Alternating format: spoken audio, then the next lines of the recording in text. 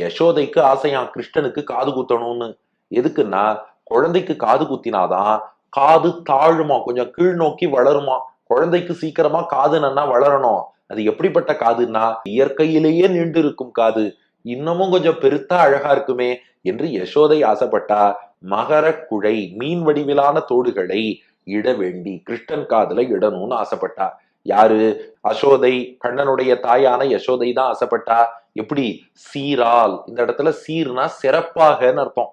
அதாவது நம்ம சீரும் சிறப்புமாக தமிழ்ல சொல்லுவோம் இல்லையா? சீரால் அப்படின்னா சிறப்பான முறையில. ஏன்னா அவ்வளவு அன்போடு பக்தியோடு தாய் பாசத்தோடு காது குத்தினா கிருஷ்ணனுக்கு வலிக்கும்னு காத்திருந்து காத்திருந்து 3 வயசானதுக்கு அப்புறம் காது குத்தி இருக்காளே, அந்த பக்தி தான் இங்க சீரும் சிறப்பும். அந்த சீரால் சிறப்பான முறையில யசோதையானவள் திருமாலை சொன்ன சொல் கிருஷ்ணனை நோக்கி சொல்லலையா, திருமாலை சொன்னாலும். அதாவது திருனா மகாலட்சுமின்னு அர்த்தம். திருமால்னா பிராட்டி ஆகிய திருவிடம் மையல் கொண்ட பெருமாள், லக்ஷ்மிய காதலிக்கும் பெருமாள்னு அர்த்தம். அது ஏன் திருமால்னு இங்க சொல்லணும்னா, வெறும் பெருமாளா லக்ஷ்மி இல்லாத வெறும் மாலா இருந்தா நான் காது குத்துறேன்னு சொன்னா வந்திருக்கவே மாட்டார். பிராட்டியின் கெழ்வனா இருக்கிறதுனாலதான் தாயார் சொல்லி, அது என்ன யசோதை காது குத்துறேங்கிறா, முதல்ல போய் குத்தின்னு வாங்கோன்னு அனுப்பியிருக்கா.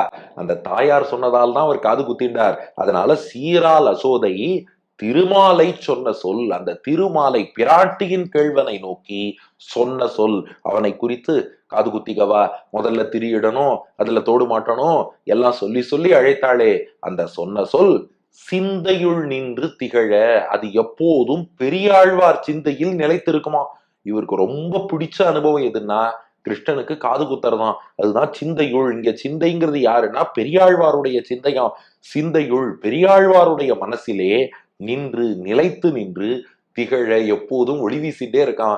பெரியாழ்வார் அப்படி கண்ணை மூடினா, ச்சே அன்னைக்கு யசோதை எவ்வளவு பாசத்தோடு கிருஷ்ணனுக்கு காது குத்திருப்பா என்று சீரால் அசோதை சிறப்பான முறையில் யசோதையானவள் திருமாலை சொன்ன சொல், பிராட்டியின் கெழ்வனை குறித்து சொன்ன வார்த்தைகள் சிந்தையுள் நின்று திகழ பெரியாழ்வாருடைய சிந்தையிலே ஒளி வீசியது.